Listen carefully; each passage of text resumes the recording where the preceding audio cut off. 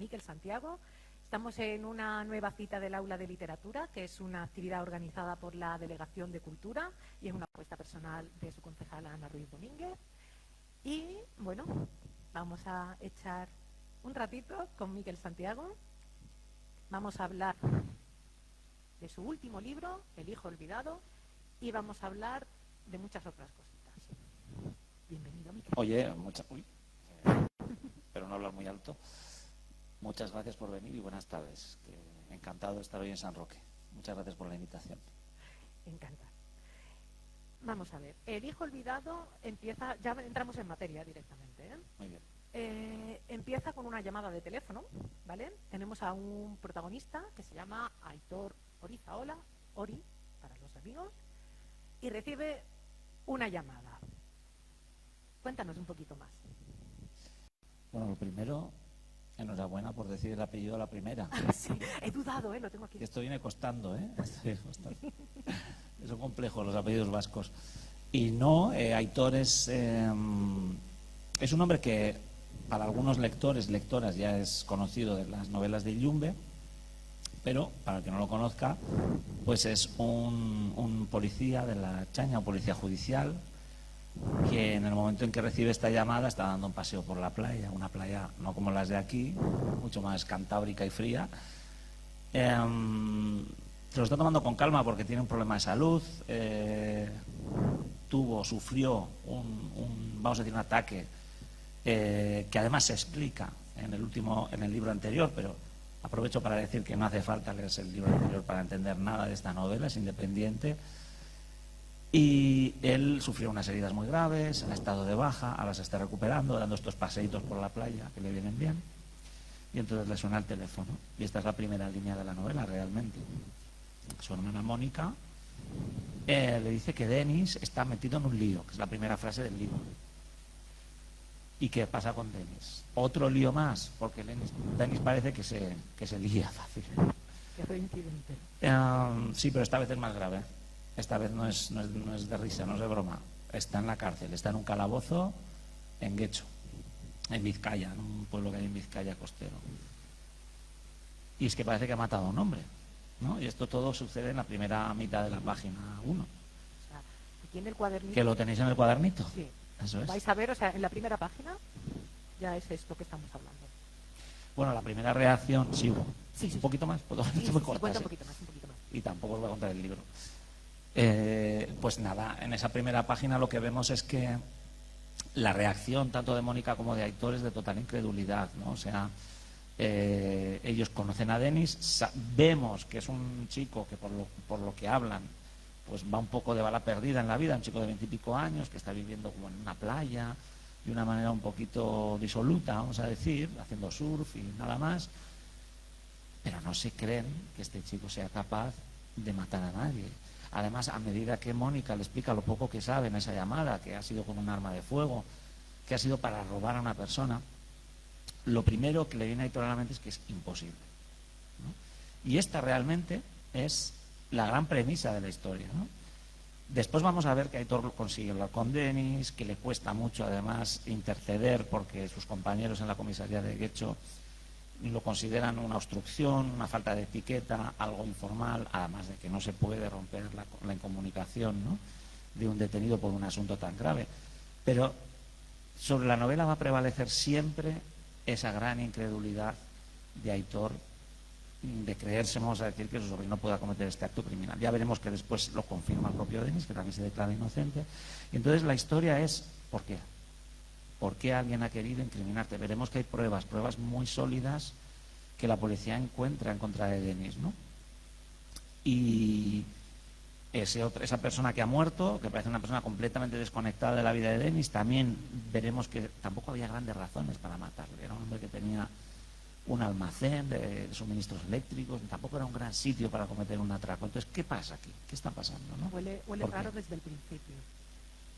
Y ya paró, porque claro, si no se compra el libro, ¿no? Como tú bien has dicho, o sea, todo el libro gira alrededor de esta incredulidad, porque claro, o sea, imaginaros, recibir una llamada de, oye, tu sobrino ha matado a una persona. Lo primero que uno piensa, aunque esté aunque sea muy hippie, muy surferito y demás, pero no, él lo conoce, además que es un policía, él sabe más o menos cómo se mueve esto. Es un poco eso. Desde el primer momento sabemos, Ori está convencido de que Dennis es inocente. Es lo que él sabe y en torno a lo que se va a desarrollar la novela, ese por qué, ¿no? Pero también encontramos aquí un poco de culpabilidad familiar, que yo creo que es un poco el otro motor de la novela, porque no voy a contar mucho, no voy a hacer muchos spoilers, pero claro, Dennis es el sobrino y cuando era pequeño estaba muy unido a él y por cosas de la vida, pues bueno, pues se ha ido separando. Entonces, Ori tiene como esta culpabilidad, ¿no? De, bueno, ¿qué he hecho mal? O sea, es imposible que lo haya hecho, pero si lo hubiera hecho, que no lo ha hecho, pero si lo hubiera hecho, ¿cómo ha podido ser? Entonces, estamos ante una novela que, aunque tiene un poquito de amor de todos los sentidos, sobre todo familiar. Es una novela muy familiar. El tema al final se termina convirtiendo en la familia. Cuando comienza el libro, antes de que realmente no le doy mucho tiempo yo en las novelas a explicar lo que se llama en narrativa el mundo normal, ¿no? El mundo normal es ese mundo que sucede antes de que venga el conflicto, ¿no? O la llamada a la aventura, o la razón, ¿no? El problema, ¿no?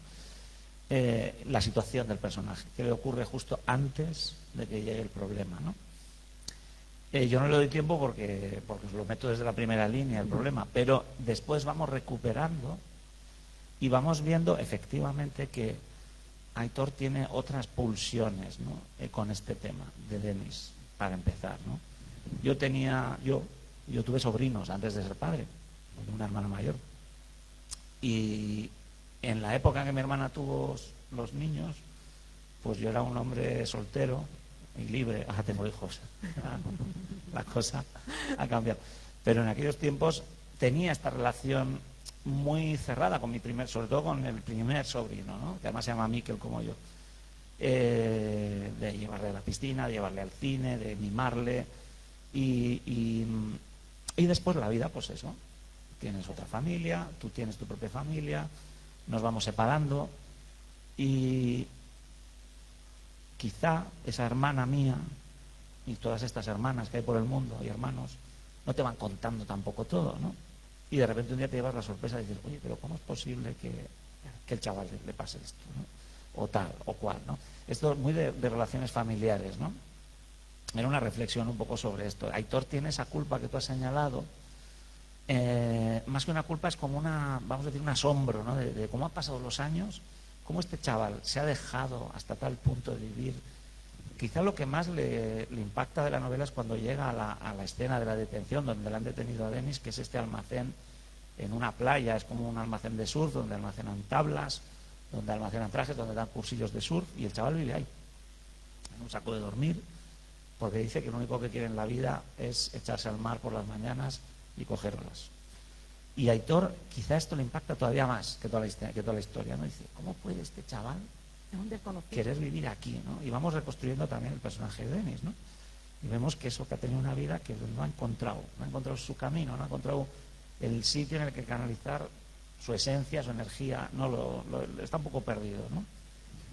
Y entonces Aitor siente esta culpa por este chico que ha pasado los años y no le ha hecho suficiente caso y ahora de repente se ven estas, ¿no? Pero vemos que esto también, y de hecho ya lo digo, el título del hijo olvidado viene de esto, ¿no? Fue como un hijo para él al que siente que lo ha dejado atrás, ¿no? Vamos a hablar de personajes.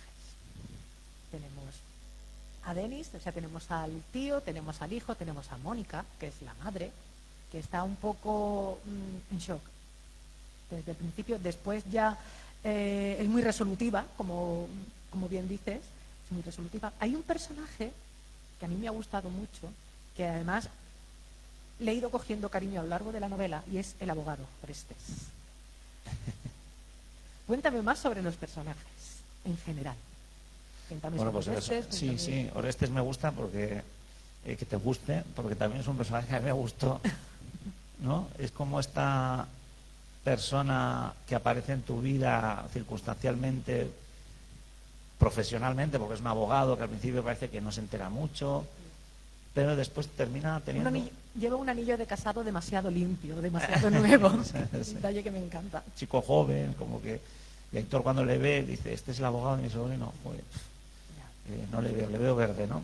Lo que vamos a ver, aprovechando la pregunta, ¿no? Es que Aitor se mete de lleno, esto hay que contarlo también, se mete de lleno en esta investigación que él la va a llevar a nivel personal, ¿no? Él está de baja, es su sobrino, pero él es poli, entonces lo que va a empezar es a utilizar su placa, sus conocimientos, su oficio, para empezar a tirar de los hilos que expliquen este motivo profundo de por qué alguien le quiere hacer esto a Denis, y vamos a ir viendo que según tira de la madeja aparecen más muertos, hay más víctimas, hay más situaciones que nadie consigue explicar, gente que no consigues conectar con Denis ni con el otro ni con la primera víctima.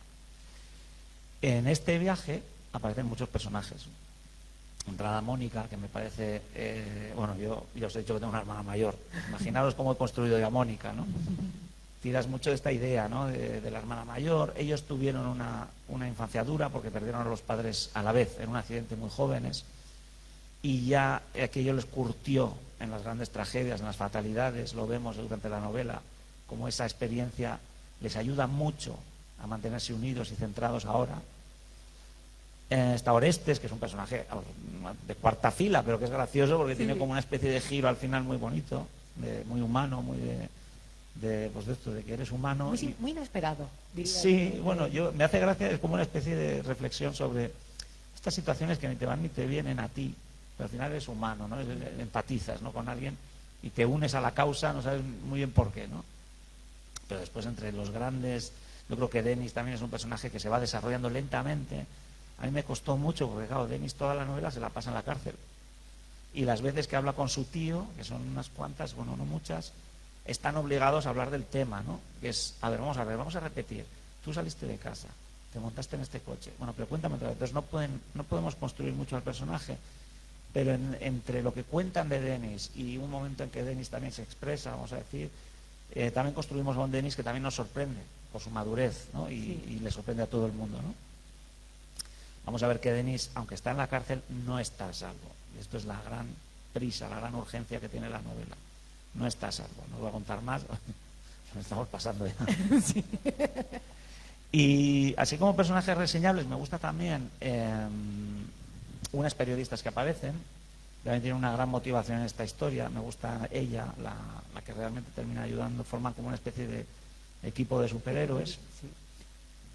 Todos unidos por esta especie de misterio que les afecta, no saben por qué, pero todos quieren llegar al final, ¿no? Y por supuesto está Olaya, que es una archeña que también aparece con un misterio debajo del brazo, porque claro, tú hasta que aparece Olaya, el libro va de este tema, de Denis, el misterio, el asesinato, ¿por qué? Pero es que Olaya de repente, que es una archeña de derecho, que él la conoce allí cuando va a visitar a su sobrino, pues de repente le empieza a contar una historia de un antiguo compañero, y dices, ¿y esto qué? Para eso tenéis que leer el libro. Porque al final todo cuadra, todo encaja. No digamos nada. No. Aitor es un personaje, desde mi punto de vista, muy de novela negra en el sentido clásico, en el sentido de que es un personaje en horas bajas, por así decirlo, ¿no? Es el mediana edad, un poco que le ha ido pasando la vida por encima, está separado, está viendo a ver si se hace cargo otra vez de sus hijas, está suspendido de empleo y sueldo, recuperándose de unas heridas de un anterior ataque, y ahora esto.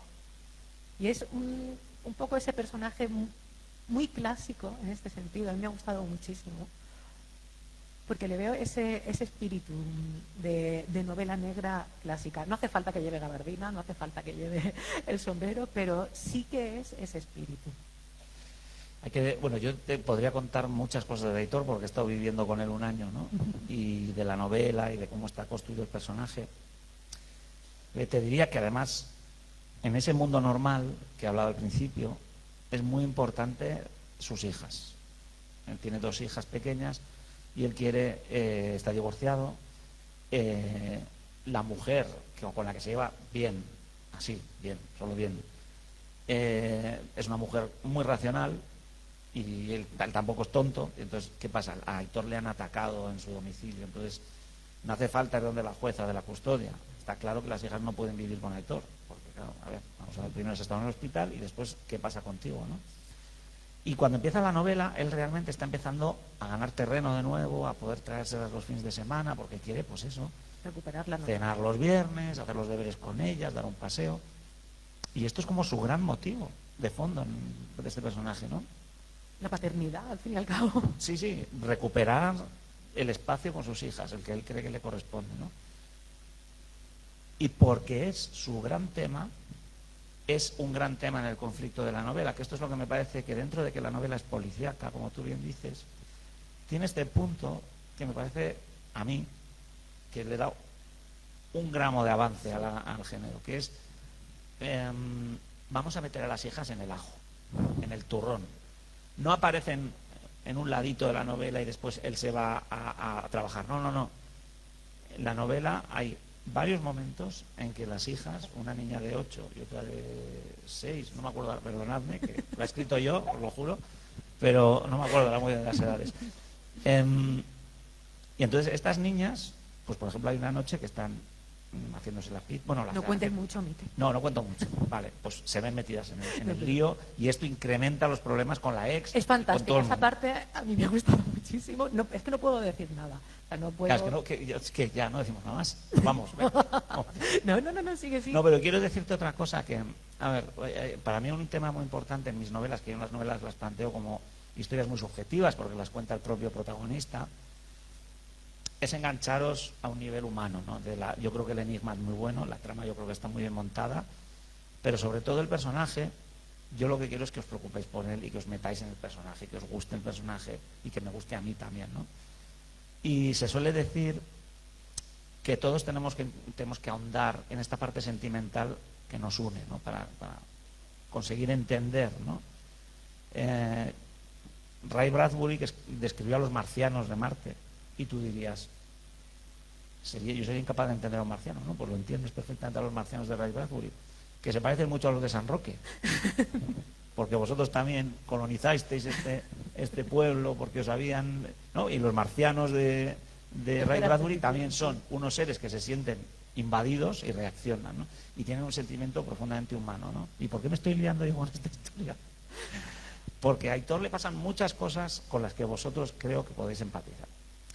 La necesidad de la custodia, los problemas laborales de entrada, los problemas de salud, los problemas económicos. Es un tipo de 40 y medio que ve peligrar su trabajo y dice, ¿y qué hago yo ahora, no?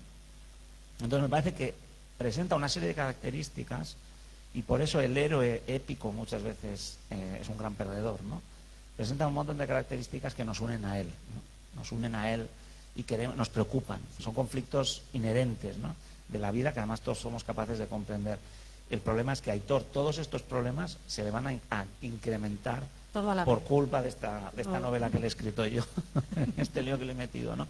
Y entonces creo que es por eso, aparte del enigma y la parte cerebral que tiene la historia, que yo creo que es muy divertida, el puzzle, hay una parte pasional de corazón con el personaje que también hace que te la termines por saber qué le pasa a Aitor. Sí, yo estoy totalmente de acuerdo. Has dicho antes que has estado viviendo un año con Aitor, ya lo hemos comentado antes, que salía en la novela anterior, Entre los muertos. ¿Por qué recuperar a Aitor? ¿Cuál es la razón? Porque Entre los muertos se cierra todo, ¿vale? Hasta aquí, muy bien. ¿Se te quedó ahí cosillas que tú decías, a este chico le tengo yo que dar otra oportunidad? ¿O cómo fue?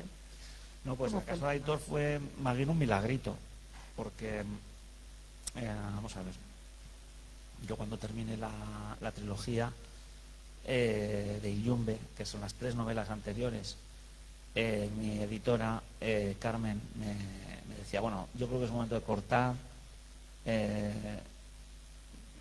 Es cierto que esta novela podría considerarse la nueva entrega de Illumbe, porque realmente estamos en esa misma esfera, aunque Illumbe como pueblo solo aparece un poco. Estamos en Vizcaya, estamos con personajes que se habla por ejemplo, de la gente de la que estaba enamorado Aitor, que es Arruti, que no aparece en toda la... Bueno, joder, ya os he spoileado. Bueno, tampoco es tan importante. Entonces, se hablan de cosas del universo de Jumbe, vamos a decir. Pero yo creo que el tema de la trilogía y la serie, que igual me lo ibas a preguntar más tarde, pero bueno, te lo fastidio ahora la pregunta. Sí. El tema de esto es que tampoco era justo para estas novelas. No le hacía justicia, porque son novelas, todas las novelas son independientes, realmente.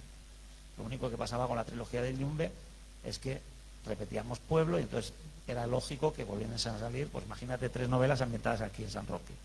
Pues lógico que vuelva a aparecer el panadero, el bar, no sé qué.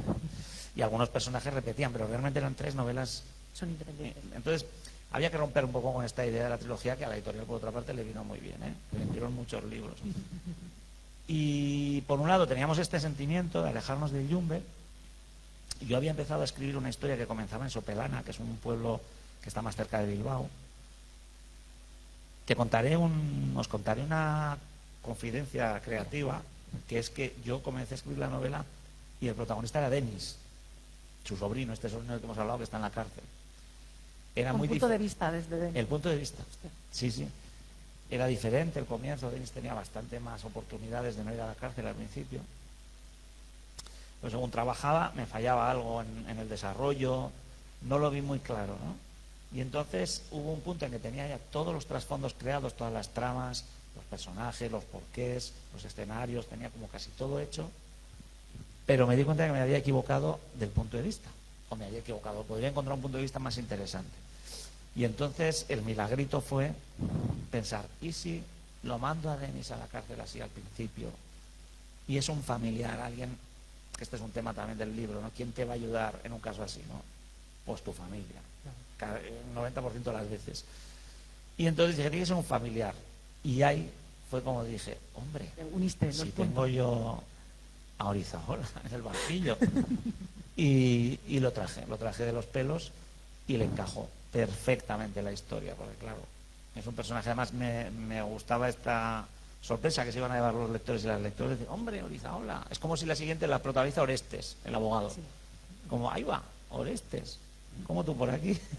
No, y esto también quedó muy bien y después me dio todas las posibilidades, porque claro, Aitor es un policía que tiene su oficio de policía, tiene todo el tiempo del mundo, es un gran héroe, ¿no? para una trama de este estilo. ¿Cómo es después de un año viviendo con un personaje? Esta pregunta es difícil, no difícil para ti, por supuesto. Esto es como a quién quieres más, si a papá o a mamá. ¿Hay algún personaje que te ha... O sea, no, hemos hablado de Orestes, que te ha gustado, de Mónica y tal. ¿Hay algún personaje, no exactamente de este libro, sino en general, de todos estos libros, que tú digas, lo tengo aquí en el corazoncito para siempre? A ver, de los protagonistas, casi todos los protagonistas de mis novelas, yo llevo escribiendo 8 novelas, ya esta es la 8ª. Mis protagonistas, exceptuando 2 novelas, son hombres, y después tengo 2 mujeres, ¿no? Peter Harper de La última noche en Tremor Beach, Bert, el escritor del Mal Camino, Tom Harvey, de la novela del jazz en Italia, del extraño verano de Tom Harvey, Carmen y Dave, que eran los 2 coprotagonistas de Las últimas voces, Alex del Mentiroso, Diego León de En plena noche, me falla la memoria de mis novelas, y Arruti de Entre los muertos. Todos para mí tienen algo mío, una costillita que les he dado yo, ¿sabes? Todos son rasgos de personalidad, todos tienen su rasgo, pero a todos les he querido por algo. De hecho, yo no comienzo una novela hasta que tengo el personaje, ¿no? Tengo su situación vital, su historia, y claro, son mis hijos. Tengo 8 y los quiero a todos igual, ¿no? Si yo repitiese una novela, si volviese a querer encontrarme con un personaje, si por ejemplo esa pregunta, por ejemplo, si podría responder como, pues a Aitor le veo muchas posibilidades. De hecho, termina el libro de una manera muy posibilista. Él se queda bien, más o menos, sabe, bueno, Ya. ¿Qué? ¿Me enrollo aquí a hablar? Es que la lío, ¿eh? Tom Harvey también me gustaba mucho como héroe. Y de los secundarios, Nura de la noche es una personaje que yo siempre he intentado en Entre los muertos, por ejemplo, intenté encajarla en algo porque me encanta. Y no sé, hay personajes que dices, joder, los volvería a sacar, pero claro, tiene que tener un acorde, ¿no?, con la historia, tiene que funcionar. Bueno, pero tú tienes un archivo así, tú vas buscando de ¿no? Como con Aitor. Ya está, este te viene bien. Si fuese tan fácil, no. Nada. No, pero sí, o sea, de los que he ido trabajando, hay algunos que, por ejemplo, Peter Harper, sé que no volvería sobre él. Los del Mal Camino, que termina en Cádiz, por cierto, la novela, en Zala de los Atunes, pues ahí se quedó Bert y está más bien que bien, no lo tenemos que volver a sacar, ¿no? Pero hay algunos como que sí, me da como el rollo de, mira, esto tendríamos que volver a... Siempre están ahí en el banquillo, como tú bien has dicho. Has hablado de Yumbe, que es el pueblo este ficticio, es un pueblo en el que suceden parte de este libro, parte de los 3 libros anteriores. En realidad Yumbe es muy conocido, aunque no exista. Yumbe es el típico pueblo, por así decirlo, en el buen sentido de la palabra, siempre, por supuesto. Y el País Vasco es un personaje más. Sé que es una frase muy trillada, pero es que es verdad. O sea, es que no es lo mismo como tú bien has dicho. O sea, esta novela no funcionaría exactamente igual en San Roque. Sería diferente, sería otra novela. Y en tus novelas, el País Vasco, bueno, no en todas, ¿no? Porque tienes Temor, tienes Irlanda, tienes... Pero sobre todo en las últimas, el País Vasco es un personaje más. Eso es porque eres del País Vasco, evidentemente. ¿Por qué has vuelto? Esa es la pregunta realmente. Porque empezaste en tus primeras novelas empezaste en Irlanda, en otros países, pero has vuelto a casa. Sí, o sea, eso es. Hay 4 novelas que suceden como en diferentes lugares cada una. Yo cuando empecé con Tremor Beach bueno, que yo antes de escribir la primera novela llevaba unos cuantos años escribiendo relatos. Y también aquellos relatos variaban mucho de ubicaciones. De hecho, este octubre saco un libro de relatos que, si lo leéis, hay un relato que ocurre en Irlanda, otro que ocurre en Francia y otro que ocurre en Chile. Yo, en mis tiempos, me encantaba, yo viajaba mucho, vuelvo a decir, cuando tenía hijos. Y yo viví muchos años en Irlanda y en Países Bajos y viajaba. Y entonces me gustaba este concepto, este ataque, ¿no? De que ambientar los sitios casi como novelas que tuviesen algo de viaje, ¿no? Después sí que llegó un punto en que esto de saltar de escenario en escenario se estaba convirtiendo casi en una obligación, no más que en un gusto. Yo iba desarrollando tramas en las que había una serie de coordenadas que siempre eran las mismas y siempre han sido, digamos, paradigmas en mis historias, ¿no? Pueblos pequeños, el rural y las clases más altas, el mundo sofisticado, el mundo rural, el aislamiento, ¿no? En muchas novelas, la costa, casi todas, desde casi todas mis novelas se ve el mar. Y entonces, esto de tener que estar pensando siempre, si la siguiente la voy a hacer en Italia o en Alemania, y entonces llegó un punto en que dije, ¿por qué no haces algo que ha hecho uno de mis grandes héroes literarios, que es Stephen King, ¿no? Yo le leo mucho, y él se creó su Nueva Inglaterra un poco ficticia, con sus pueblos reutilizables como eran Derry o Castle Rock. Y yo dije, ¿por qué no me creo yo mi pueblo, que yo lo puedo además manejar, ¿no? No voy a ambientarlas en un lugar real. Y Yumbe realmente está muy basado en Mundaka, que es un pueblo que existe de verdad, ¿no? Pero no quise, porque dije, como va a ser reutilizable, quiero tener yo mis acantilados para que se maten bien los personajes, quiero tener mis curvas de carreteras sin vallita para que salga el coche, ¿me entiendes? No voy a manejar. en un sitio donde no puedan pasar cosas terribles, ¿no? Entonces yo me creé mi pueblo con esa intención, ¿no? Reutilizarlo para varias historias. Al principio solo fue para El Mentiroso, después también es esto, no sé si contar esto. La verdad es que yo creé Yumbe para El Mentiroso, que es una novela del año 2020, y yo pues tenía pensado, me había quedado bien, pero bueno, la intención no era seguir en Yumbe, era, que estuviese por ahí, como las novelas de Stephen King, que aparece, que no aparece. Pero haciendo la promo de El Mentiroso, voy a contar esto. Yo estaba en Mundaka precisamente haciendo la promo en el año 2020 en el hotel, porque no se viajaba en aquel verano, ¿no?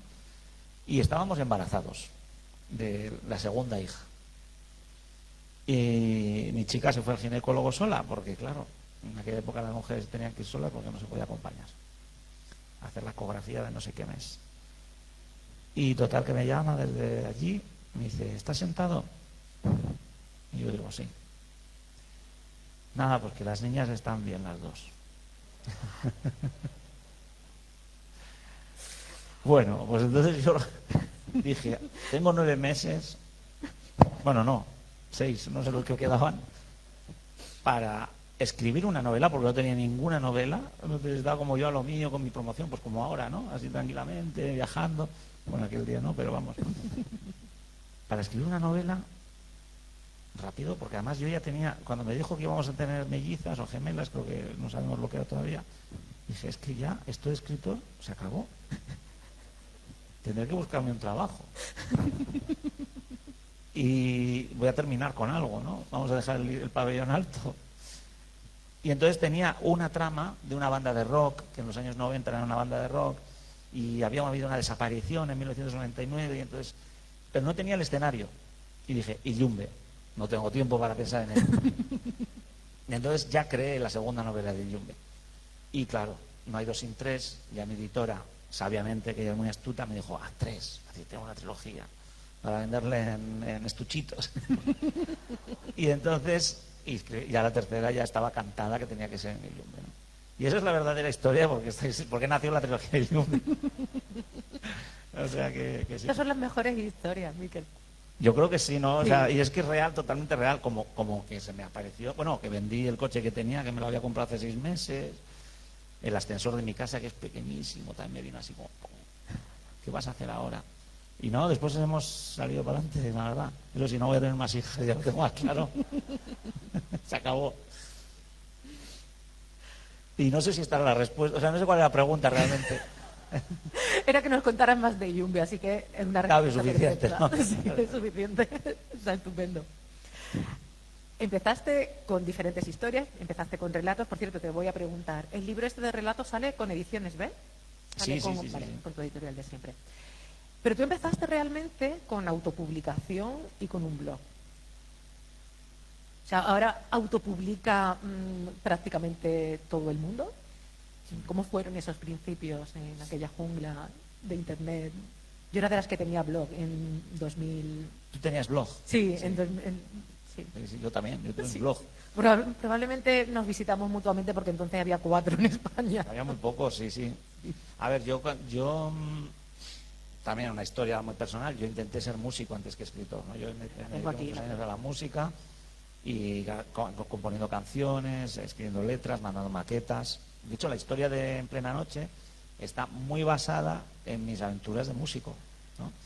Y mi banda, y nosotros llegamos a tener aún, como en la novela se cuenta, vino un productor de Madrid a vernos, allá al País Vasco, que se llamaba Gonzalo también, como el personaje de la novela, que era Gonzalo Benavides, que no sé si alguno recordará al ídolo de Verano Azul, aquel que era una estrella de pop, ¿os acordáis? Ese era Gonzalo Benavides, que es cantante, que fue Eurovisión, y era actor, y vino a vernos a Bilbao. A nosotros no nos pasó como a la banda de la novela, a nosotros nos dio calabazas, pero este fue el descubridor de Ya baila sola, de Javier Álvarez. Y en la novela aparece un Gonzalo que viene de Madrid, es cantante y actor. Es una pequeña... Entonces, ¿qué estaba contando? Claro, yo cuando Gonzalo Benavides me dio calabazas, un poco más tarde, la verdad es que sí que fue un chasco en mi vida, no conseguirlo con la música como yo quería, ¿no? Y fue duro, porque además yo había puesto mucho y salía con la chica que es mi mujer y es la madre de mis hijas, y ella me dijo, mira, ¿por qué no viajamos? Que siempre hemos querido hacerlo y no lo hemos hecho por la música, porque estás aquí muy atado. Y tenía un amigo que sabía de Irlanda y fuimos siguiendo sus pasos y nos instalamos en Irlanda, ¿no? Y estando en Irlanda no había mucho que hacer más que trabajar, tampoco teníamos mucha vida social, y yo ya venía de escribir y empecé a escribir, ¿no? Sí que previamente había hecho alguna otra intentona con la literatura, pero fue en Irlanda donde realmente tenía la necesidad, o me sentí capaz de hacer algo que a los escritores les cuesta mucho, que es el primer paso que hay que hacer como escritor, que es mostrarse. mostrar lo que escribes, ¿no? Que es la parte difícil. Yo recuerdo que me daba vergüenza que la gente supiese que a mí se me ocurrían esas historias, ¿no? De asesinatos, de cuerpos mutilados. ¿Qué va a pensar mi madre? Sí, sí, y mis compañeros de trabajo, yo ya me lo tomaba un tema profesional, decía, joder, de recursos humanos igual se plantea si me tiene que robar, ¿sabes? Entonces yo trabajaba y tenía mi blog, claro, yo trabajaba en Irlanda y lo publicaba y lo leían 14 coleguillas que tenía yo en Bilbao, en Madrid, y entonces estos me seguían. Yo estaba un poco cubierto porque era en castellano y no los irlandeses no lo iban a entender. Y así empecé, soltando mis cuentitos a trozos en un blog. Y ahí sí que empecé a tener esta pues, exposición, que te vas ganando confianza, que la gente te anima. Y bueno, y me empecé a crecer y dije, bueno, igual lo puedo publicar y tal. Y no, las editoriales en España, los relatos de género, nada, fatal. O sea, el peor proyecto editorial no, era imposible. Hubo una editorial sevillana muy pequeñita, que me dio esperanzas. Después les intenté contactar otra vez y habían quebrado. Lo siento por ellos, la verdad, pero vamos. Y con todo esto surgía en aquellos años el libro electrónico. Todavía no era tan popular como hoy en día. Y yo me iba a ir en un viaje, me iba a ir a Australia unos buenos meses, y tenía un amigo irlandés que era escritor, que conocía un sistema para subir los libros. Entonces hice unos cuantos libros electrónicos que recopilaban relatos y los subí y me fui a Australia. De esto es verídico, ¿eh? Cuando volví, me llama un amigo mío de Bilbao que se llama José María Sobradillo, que es real. Es que digo porque la historia suena como a milagro, pero es verdad. Y me dice, oye, Miquel, que me he comprado un iPad. Y me dijo, aquí en la aplicación de los libros, este es el primero, pero es que hay 1000 libros o 2000 libros, y tú este es el primero, ¿cómo es posible? Digo, coño, abrí el iPhone o busqué la aplicación y efectivamente estaba de los libros más descargados, el Historia de un crimen perfecto, que es uno de los relatos que se incluye en octubre, que había sido un bestseller mientras yo estaba viajando. Había sido un bestseller en español en Estados Unidos, ¿no? Y recuerdo, estaban a 0 euros, también te digo, ¿eh? Que además mi padre me dijo, ponlo a 1 euro. Me dijo, oye, gana algo de dinero con alguno de tus hobbies alguna vez. Pero esto me abrió ese contacto tan difícil que es el mundo editorial. Te toma un poco en serio y te dicen, bueno, ¿quién eres? Tal. Y yo en mi caso fue con un agente que me dijo, oye, ¿por qué no escribes una novela? Claro, eso me insufló a mí de energías como para dedicarme los 2 años que siguieron a escribir Tremor Beach, que partía de ser un relato de estos que había dejado ahí colgado y se convirtió en esta novela que este otoño es una serie de Netflix. Fíjate tú que viaje se pegó Tremor Beach. ¿Hay fecha ya de estreno? Yo creo que en octubre. Vale. No sé más. Justo con el libro. O sea, nos juntamos el libro, nos ponemos Netflix. ¡Pum! Unas palomitas. Tenemos todo. Sí, sí, siempre. Se me están acumulando aquí las preguntas, pero tú has nombrado 2 autores que me encantan, Ray Bradbury, que o sea, ya con eso me has ganado. Has dicho Stephen King, que también es uno de los que más me gusta mucho el terror, ciencia ficción y demás. Pero tú has dicho alguna vez que de pequeño leías Las aventuras de los 5. Sí. Yo estaba súper enamorada de Julián, súper enamorada. O sea, una cosa loquísima. ¿Qué más leías? ¿Qué más has leído? Sí, bueno, a ver, yo dije la referencia a los 5 porque era la que tenía más abierta, pero yo en mi casa guardo pues todos aquellos libros de Barco de Vapor, de Lucas el Maquinista. Te digo que uno de mis primeros... Lucas el Maquinista, Dios, recuerdo Sí, desbloqueado totalmente. Sí, joder, Fray Perico y su borrico, todas aquellas cosas, o sea... pero sí que entró mucho... Lucas Botón. Perdón. Lucas Botón. Lucas Botón. Y El pequeño Nicolás, sí. Todos esos libros, o sea, no sé, como... Pero después de juvenil yo empecé muy pronto con el terror, el misterio, los libros que se... Bueno, me gustaba, siempre he estado muy atraído por el ocultismo y todas estas cosas, y todo lo que son hacia eso. En la librería de mi barrio, el típico carrete de libros que había, si había algo de pirámides y ovnis, yo me lo compraba, ¿no? Y Stephen King, claro. Una vez que vi la primera portada de Stephen King, a casa, ¿no? Cementerio de Animales, creo que fue. No, o Carrie, no estoy seguro, uno de los dos. Tintín, que es una religión en mi casa. mía. Total, es total, religión total. Y es muy literario, porque Tintín realmente es casi una novela gráfica. Sí. Muchísimo. Eso fueron un poco las primeras referencias que te puedo decir. ¿Qué estás leyendo ahora? Ahora mismo, Sí. Christine, de Stephen King, por segunda vez. Sí, porque hice un programa para la radio el otro día, basado en un libro que ha sacado un super fan de Stephen King, que se llama Ben Vincent, una especie de homenaje a Stephen King, porque cumplía cuando lo sacó 75 años, ahora creo que tiene 78, y es un libro muy guay. Entonces fuimos a la radio a hablar del libro, y yo releyendo este libro, que si eres entusiasta de Stephen King es una gozada, porque está lleno Yo no lo de he leído. fotos, de detallitos, de anécdotas, como que por ejemplo empezó a escribir Misery en Londres, en un hotel, en la misma mesa donde Rudyard Kipling solía escribir, y donde se murió Rudyard Kipling, además, que se lo dijo el conserje después del primer día que estaba escribiendo.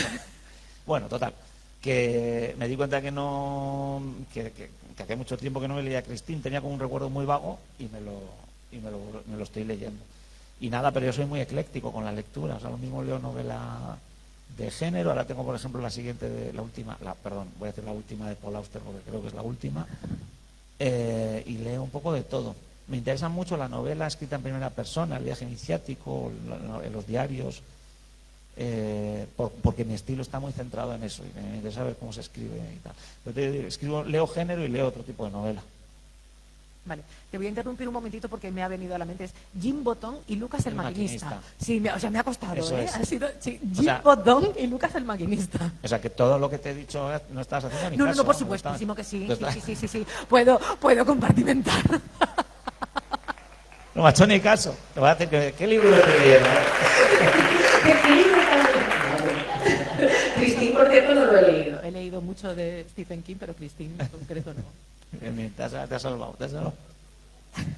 Puedo hacer dos cosas. Oye, que esto es guay, porque realmente aquí lo que acaba de ocurrir es lo que yo llamo una ruedecita, ¿no? Que yo lo utilizo mucho en los libros. Es meter una pregunta y que el lector se empiece a comer la cabeza, ¿no? Y es la gestión de cuántas ruedecitas puede un lector, cuántos platillos chinos puede un lector tener girando en la cabeza. Una de las cosas que yo le meto muchas horas a generar el enigma con la dimensión correcta para que vosotros... Sí, te ha salido solo, vamos. Y después terminarlos, a cerrarlo, para que no os volváis locos cuando cierra la novela, que no haya ningún fleco, porque esto también pasa con la novela que terminaba en Cádiz, que no te voy a dejar hablar, espera un poco. No, tú sigue. Aquí estamos para escucharte a ti, ¿eh? Qué broma. Tú habla. Pero la novela que termina en Cádiz, por ejemplo, tuvo un flequito, que era un perro. No sé si alguien se lo ha leído. Había un perro en la novela y yo no terminé de explicar qué le pasaba al perro. Pues tengo emails todavía hoy en día. ¿Qué pasa? Oye, ¿y el perro? La gente está así con la ruedita dando vueltas todavía. ¿El perro? Quiero saber lo que le que pasó. encima un perro. O sea... Pobre, además más maja, se llamaba Lola. No, y se llama, vive ahí encerrada en los atunes, es feliz. Voy a volver un poquito la rueda, un poquito hacia atrás. Hemos hablado de autopublicación, de lectura. ¿Qué recomiendas? Esta es una pregunta que le hago a todos los autores que se sientan aquí. Ajá. ¿Qué recomiendas a alguien que quiere empezar a escribir, publicar? Porque muchas veces no es lo mismo. Entonces, vamos a hablar de escribir con intención de publicar. ¿Qué recomendarías a alguien que quiere empezar, que no sabe, que no se atreve? Bueno, a ver, va a sonar... Es que, claro, si me preguntas con intención de publicar, tengo que ser crudo. Tengo que ser un poco áspero en la respuesta, porque yo creo que realmente todos tenemos que escribir lo que nos dé la gana. Lo que sentimos, lo que necesitamos, lo que es la manera de escribir. Pero si tú puedes acomodar ese impulso al mercado, amigos, ¿sabes lo que pasa? Que los escritores son lectores normalmente, es lo lógico, ¿no? Y nosotros leemos novelas de todas las épocas. De hecho, grandísimas novelas son de otras épocas en las que se leía diferente, el mercado editorial era diferente, puede que no sean ni siquiera de nuestro país, novelas americanas, novelas francesas, que las realidades editoriales que rodearon a esa novela eran unas realidades editoriales muy concretas, y por eso tenemos hoy en día ese texto en la mano, porque se dieron circunstancias tales como un editor apostó por este texto porque le pareció que tenía determinada mensaje o por etc, etc, etc, y se ha convertido en un clásico, entonces ya está impreso en todos los idiomas, ¿no? ¿Por qué digo esto? Pues me llegan muchos manuscritos que yo veo que el autor, por la temática, lo que ha elegido como novela, tiene un difícil encaje en el mundo editorial de hoy aquí en España, siempre acotándolo a nuestro país, ¿no? Y ese es uno de los grandes motivos por la que hay grandísimos textos y buenísimos escritores que se pegan una y otra vez en la pared con los editores. Porque yo que vengo, ayer estuve en San Jordi, me empapé del mundo editorial, o sea, tuve editores de todos los tipos a mi alrededor y hay de todo, hay todo tipo de editores y todavía hay grandes oportunidades para muchísimos temas. Pero sí que es cierto que un escritor que quiere, que se plantea la publicación, tiene que conocer el mercado al que se dirige, el mercado actual, el que está en las librerías hoy en día en novedades o en novelas de hace 5 años como mucho, ¿no? Tiene que investigarlo, tiene que analizarlo y tiene que acomodarse a que él puede escribir una novela originalísima, pero el editor la tiene que poder vender, tiene que ver la venta de ese libro. Y el editor es el que pone la pasta para imprimir estos tochitos, para hacer la portada, para llevarte de promoción es decir, como las series de televisión, ¿no? Yo cuando estaba haciendo el guión de Netflix también decía, oye, esto no podría. Sí, pero bueno, al final, si quieres tu serie, págatela tú, ¿no? Si quieres tu libro, autopublica. No quiero decir que hay que comprometer la historia ni el valor literario. Pero sí que es cierto que no tienes que estar muy lejos de la realidad, de que hay unos editores hoy en día que trabajan en empresas donde se le quiere ganar dinero. A veces no es tan importante, a veces hay un compromiso ideológico, artístico, que te permite, igual una tirada menor, un tipo de editorial más pequeña, pero al final es un negocio y tenemos que estar atentos a eso. Dicho esto, este es como sería un primer consejo si tu intención es publicar. Pero me parece utilísimo y muy real. Es duro, porque además cuando empezamos a escribir normalmente somos seres que vivimos en otro mundo, es decir, tenemos otro trabajo, y una de las razones para escribir con intención de publicar es la independencia, es la libertad. Entonces, que te digan que la libertad, para conseguir la libertad tienes que comprometerte a algo o tienes que encorsetarte de alguna manera, no funciona en la cabeza de los escritores. Es como decir, no, yo soy yo con mi libro, sí, y aquí se acaba el mundo, ¿no? Yo escribo mi novela, y es cierto, tiene que ser así en el fondo. Pero si lograses ese punto de madurez, de acercarte a ese otro mundo que es el que te va a permitir realmente publicar, que es un mundo de negocios, de dinero, de copias, de imprentas, de tiradas, de devoluciones, es un mundo de papel y de tiendas y de libreros que están ahí fuera, ¿no? Y es un mundo, pues, hablar con un librero, por ejemplo, puede ser la primera manera de dar el paso, ¿no? Decir, oye, ¿qué vendes? ¿Qué se lleva? ¿Qué es lo que más sale? ¿Qué te parece esto? ¿Cómo está el mercado? Y conocer la realidad del mundo del libro. Ha hablado de devoluciones, que la mayoría de libros se devuelven, que la mayoría de libros no llega tu libro solamente a la librería, sino que llega junto a 50 títulos más. Sí, yo es una cosa de que me doy cuenta, pero también es cierto que te digo que yo era otro rebelde más, que esto no lo entendía. Yo tuve suerte, yo soy un afortunado que escribí la novela que yo quería, cuando yo quería, como yo quería, y esta novela encontró un público que estaba ahí fuera. Pues esto fue una casualidad, un accidente. Vamos a decir, es una casualidad que tú encuentres el público. Mi género gusta, lo que yo escribo tiene el público. Eso no significa nada. Yo podría ser el mismo escritor que me rompo la cabeza igual, que escribo igual, pero si elijo el tema que no es, o el enfoque o la ambientación, igual no publico. Entonces, claro, ahí hay un tema. Es injusto, ¿verdad? Sí. Leí hace poco. Ánimo. Era un escritor. Igual suena muy duro todo, pero bueno, es real. No, pero yo creo que es uno de los consejos más realistas que han dado a esta pregunta. Leí hace poco a un editor, no recuerdo quién, ni de dónde, ni siquiera sé si era español o era en inglés, que decía que era como que los autores que mandan los manuscritos a las editoriales no compiten contra otros que están mandando, sino que están compitiendo contra los autores de la casa, entre comillas, sí, de competir. Sí. Y creo que es muy esto que tú estás diciendo, o sea, tú te tienes que hacer un hueco ahí, entre esos autores que ya están. También hay un primer filtro que mucha gente... Aquí los que vienen, como ya vienen de una vez para otra, ya conocen lo que es un lector editorial, que mucha gente eso no sabe lo que es. Y es una persona que es el editor, o sea, que no es el editor, perdón, es una persona que va a leer tu novela y va a decidir si tu novela, al margen de ser buena o mala, encaja en ese sello. Que puede ser una novela estupenda y no ser buena para ediciones B y sí funcionar en Montena, por ejemplo, que es juvenil. Sí, sí.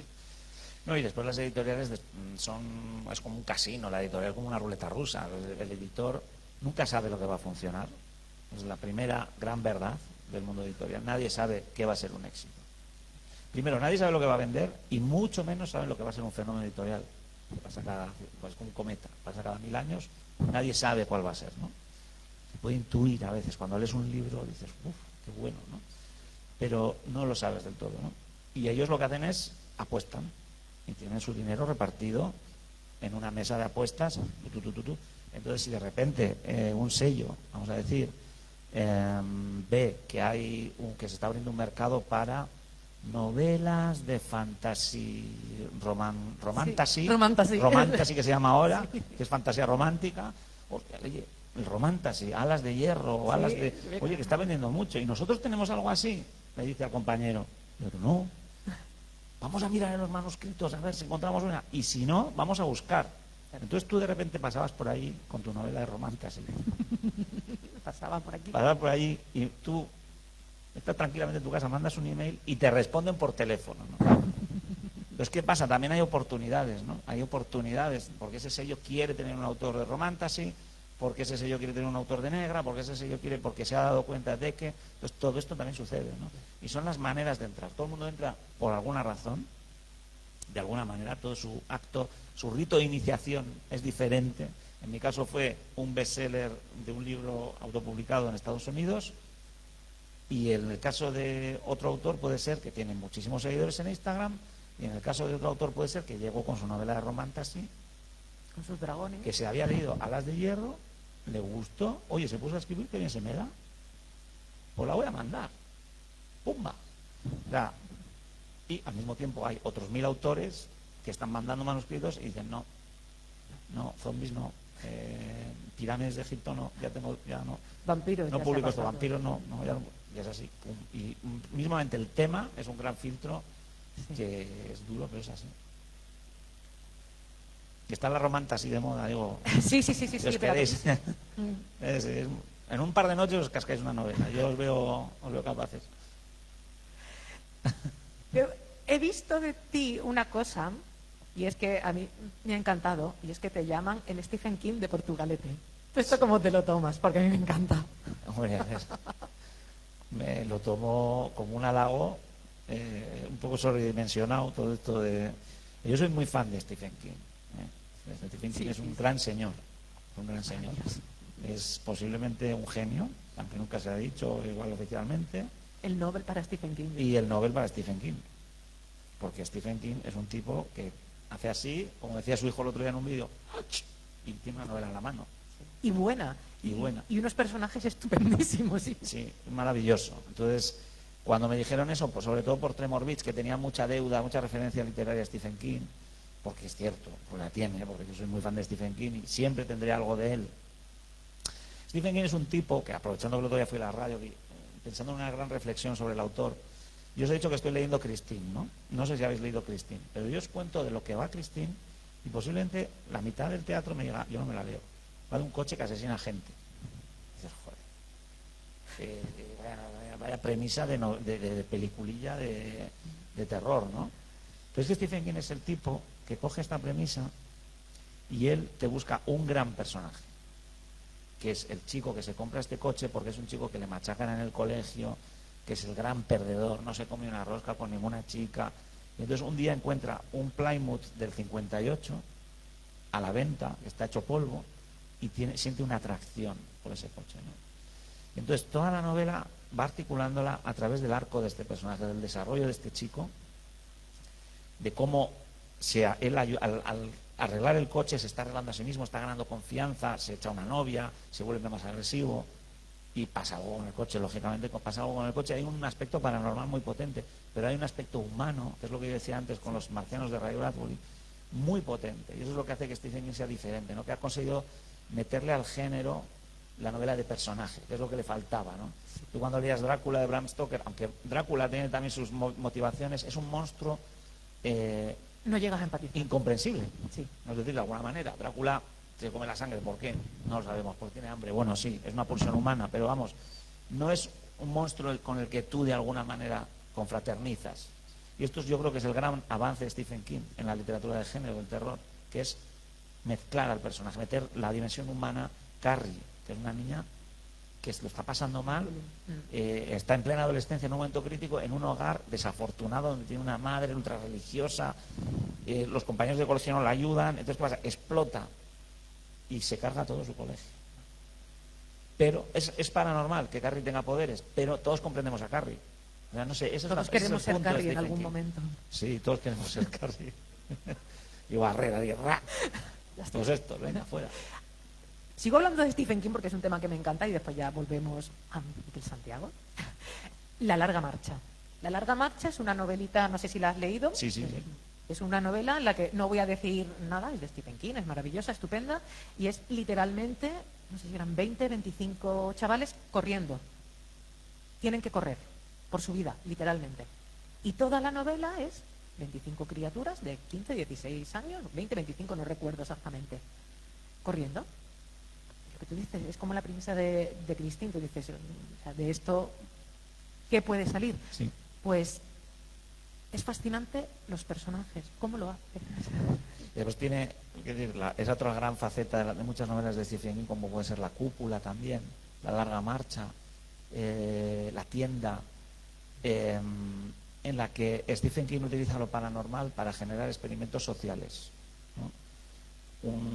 Algo que, por ejemplo, El Señor de las Moscas es un accidente de avión, unos chavales que se caen en una isla y tienen que regenerar una democracia, tienen que decidir si quieren una democracia o una dictadura, y porque no hay adultos. Stephen King utiliza las posibilidades de lo paranormal para generar estas situaciones que son sociológicas, que también tiene este tipo de novelas tan guays. Por ejemplo, La Zona Muerta, de qué harías si conocieses a Hitler y pudieses matarle, o qué harías si pudieses salvar a Kennedy, que es 22-11-63, que es una novela de viajes en el tiempo. Oye, Stephen, quiero mi comisión, que te estoy vendiendo aquí los libros en San Roque. Tendrá que ir la librera corriendo. Bueno, invitamos a Stephen King a que venga también. Oye, vengo yo también, ¿eh? Por supuesto, sí. Vale, pues tú encárgate, mándale la carta. Le vamos a mandar la invitación a Stephen King. Yo creo que tenéis más posibilidades en Cádiz de traerle que en Bilbao. Porque Bilbao, pero aquí esto con estas playas y esto aquí, yo creo que sí se viene Stephen King. Luego le mandamos el vídeo que hagamos, se lo mandamos. Hacemos un vídeo y decimos, Stephen, que estás invitado. Estás invitado al aula de literatura. Vamos a dejar a Stephen King. Yo por mí seguiría hablando de Stephen King. Y a mí también, desde luego, pero bueno. Pero como vamos... queráis, ¿eh? Sí. Se alarga, ¿no? Vamos a volver a, precisamente, Tremor Beach. La serie. Ha sido guionista también en Feria, en otra serie de Netflix. Cuéntanos esa faceta. Ya no solamente como escritor de narrativa, sino como... Sí, bueno, es menor, ¿eh?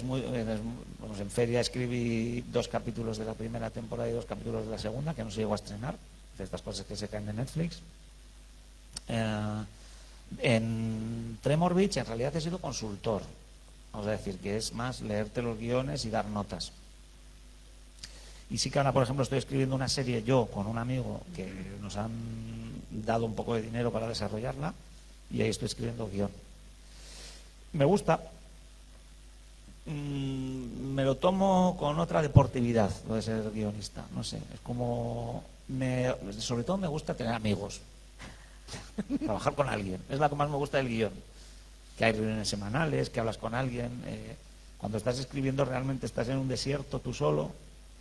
Y yo hablo conmigo mismo, yo tengo un diario cuando escribo y voy escribiendo en mi diario y todos los días me doy los buenos días. Hasta ese nivel soy yo, ¿no? Qué fantasía lo del diario. Ah, sí, yo lo hago. Yo descubrí que me ayudaba muchísimo a muchas cosas, ¿no? Y empiezo diciendo, bueno, pues... Yo escribo también por las mañanas lo primero. Un poquito. Sí. Y además yo lo recomiendo a todo el mundo en general. O sea, esa horita antes de entrar a trabajar, de hacerme el té y ponerme a escribir un ratito, eso es salud mental. Sí, sí, bueno, el diario es, digamos, es lo segundo mejor.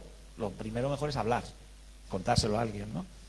Pero lo segundo mejor, ¿no? El diario. Muchas veces los demás no tienen tiempo. Yo, por ejemplo, con mi chica hablo mucho de las novelas. Pero claro, con 3 hijas, pues hay momentos en que yo voy, ella está con una, tal, preparando la cena o haciendo los deberes y vengo yo. Oye, ¿qué te parece si el tío este le ponemos? Sí, que sí. Porque tú digas, ¿no? También tengo a mi editora que me ayuda, pero también mi editora tiene muchos autores. Entonces el diario es un punto en el que yo también me voy hablando, ¿no? Y digo, bueno, pues yo creo que podría ser esto, podría ser lo otro. Tecleas, que es importante, haces el gesto ya de escribir, te metes un poco en el tono de escribir, ¿no? Y pasas más rápido a producir, ¿no? Ese día.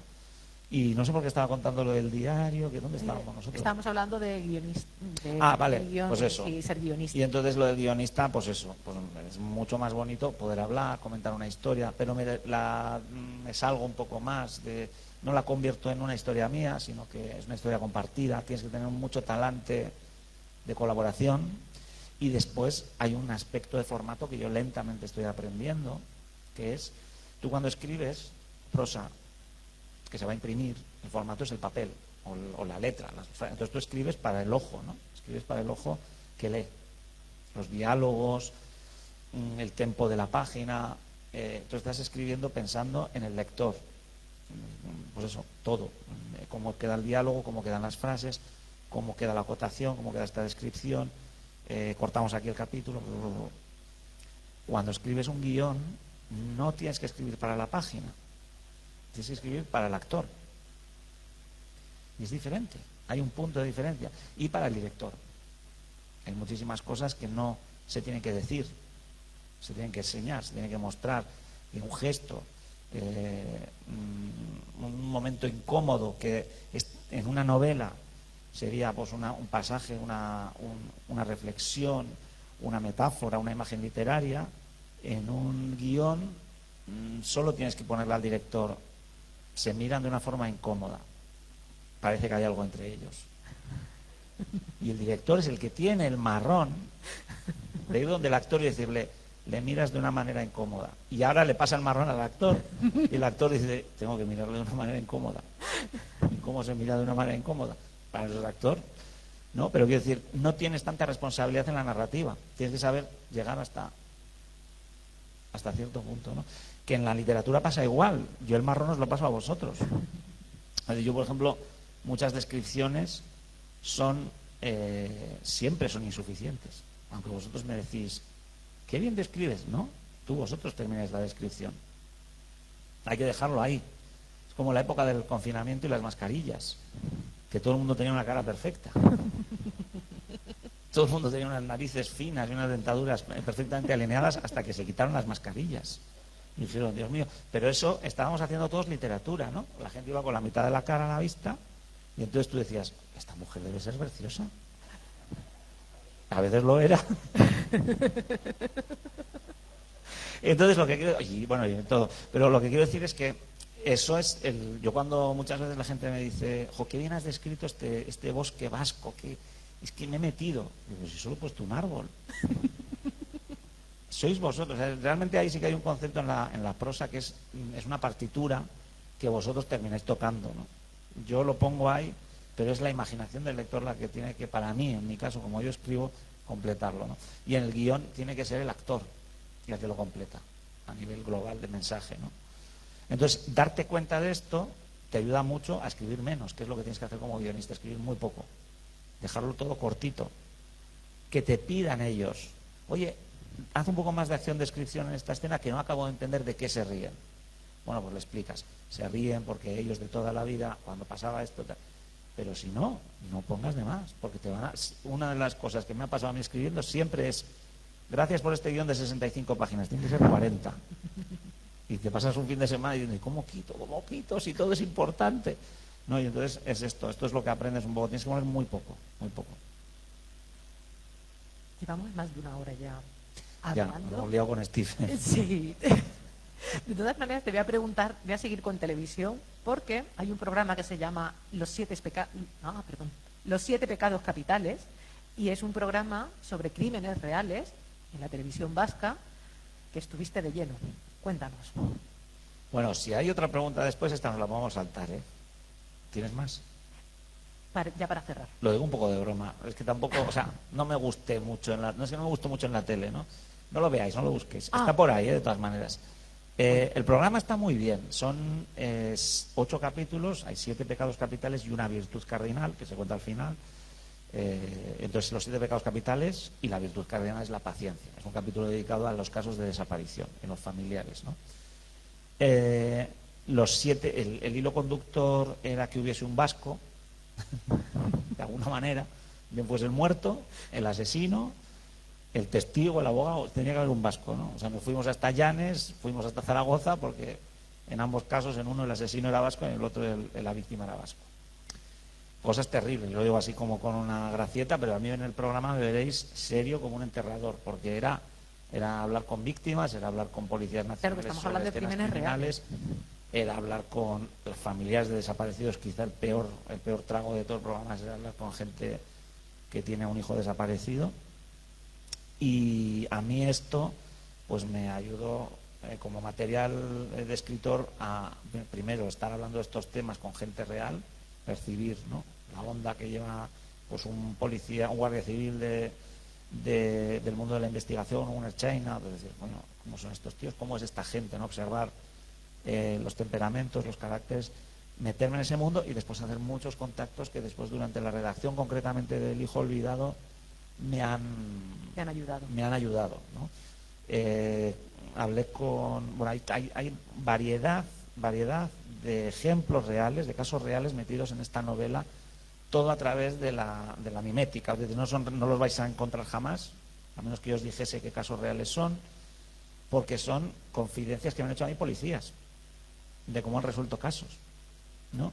Por ejemplo, Asbestas, que fue una película de Sorogoyen muy famosa el año pasado, creo, no fue el año pasado, el anterior, que eran 2 hermanos que habían matado a un hombre, ¿no? Pues yo hablé un día con el guardia civil que había llevado este caso y él me contó la picaresca y la creatividad con la que ellos consiguieron que ellos se inculpasen.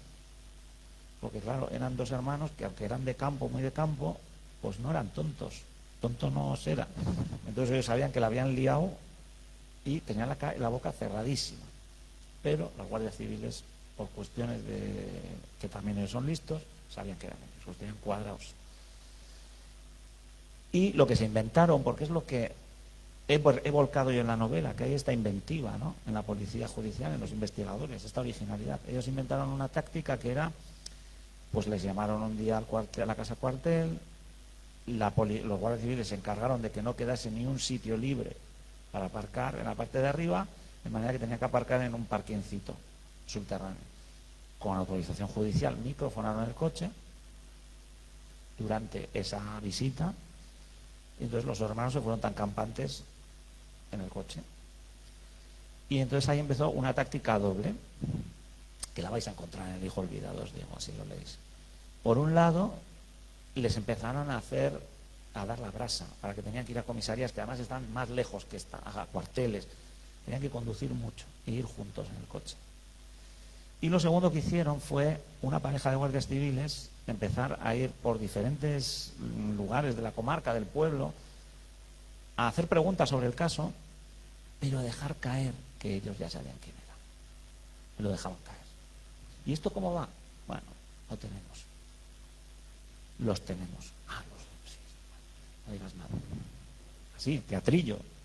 Entonces, ¿qué pasa? Esto iba permeando de alguna manera y les iba llegando. Y les iba llegando y les iba poniendo nerviosos, y más visitas y más llegadas, más... Oye, pues me han dicho, pues entonces al final, en uno de estos viajes, de lo duros que eran como 2 rocas, terminaban hablando del tema. Y ahí es donde los pillaron. Y en el libro, tú si te lo has leído, sí, ya sabes en qué escena concretamente. Y hay mucho material que lo he transformado de cosas que me han parecido súper ingeniosas, como decir, qué bueno, la poli, qué listos son. No seas delincuente, porque te van a pillar, es que te pillan. Y no, por eso digo que el libro vive mucho de historias reales, el trasfondo, el caso real. El caso del libro está basado en un caso real que está también muy disfrazado, porque tampoco se puede contar. Entonces, no tengo permiso para contarlo aquí tampoco. Si queréis, en la firma os digo algo más. No. Bueno, como vamos a abrir el turno ahora de preguntas al público, yo te voy a hacer la última pregunta, ¿vale? Yo por mí seguiría, ya lo sabéis todos, yo seguiría hablando tranquilamente, pero te voy a preguntar. Antes me ha confesado, cuando veníamos en el coche, que aprovecha los viajes para trabajar. ¿En qué estás trabajando? Cuéntanos. Bueno, pues estoy terminando uno de los relatos que se va a publicar en octubre. Estoy terminando los guiones estos y estoy lentamente haciendo una jardinería de ideas, que es lo que hago yo en esta fase de las novelas, que es ir todos los días en este diario general. Yo tengo un diario general y después tengo mi diario por novela. El diario general se para cuando empiezo con una novela, porque ya empiezo a escribir en el diario de la novela, pero cuando termino la novela vuelvo al diario general, ¿no? Y en el diario general lo que tengo es ideas, semillas, frases, principios, personajes.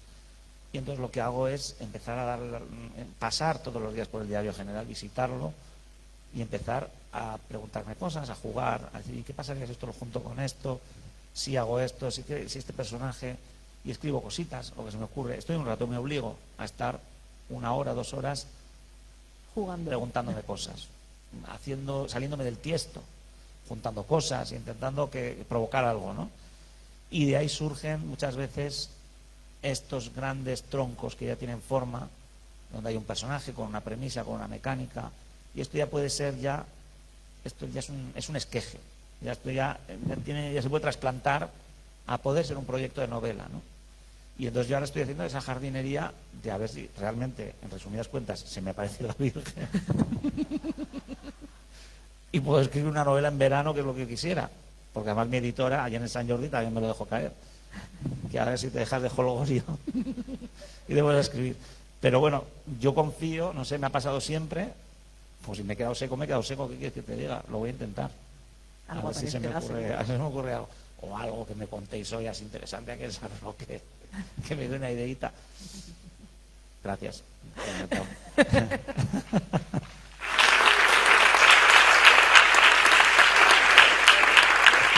Bueno, pues yo seguiría, no puedo seguir. Vamos a abrir ahora el turno de preguntas del público, que seguro que hay mucha gente que quiere hacer preguntas. Yo os lo digo siempre, aprovechad la oportunidad, porque no siempre tenemos a un autor como Miquel aquí, así que por favor. Venga, no seáis tímidos, ¿eh? Siempre cuesta arrancar, el primero siempre es un... Que además hoy me he venido sin el familiar que me acompaña normalmente, que hace la primera. Entonces, por favor. Sí. Aquí hay la primera fila. No, te vamos a pasar el micro. Para que se oiga. Hola. ¿Se escucha? Sí, perfectamente. Pues yo quería saber dónde escribes. Si es que escribes en tu casa o te vas fuera a algún sitio donde tú te sientes inspirado, y cuánto tiempo, por norma general, si es que un día tú escribes 1 hora, te sientas o no escribes nada, o de repente te viene un torrente y estás 6 horas seguidas escribiendo. A ver, gracias por la pregunta, además porque es la primera que... Yo empecé escribiendo en sitios fuera de mi casa, porque me desconcentraba mucho mi hogar, y lo sigo haciendo. Al principio suelo salir mucho de mi casa, me voy a bibliotecas, me voy a cafés, todo esto de la jardinería. Además lo combino mucho con la lectura, que en la tarea de jardinería, leer, y esto es como una pequeña frase que siempre digo, ¿no? A mí me mueve las manecillas de la imaginación. Creo que leer y escribir están emparentadísimos, porque no solo estás leyendo una novela, sino que estás utilizando la imaginación, eso que hablábamos antes de la partitura que tú tocas, ¿no?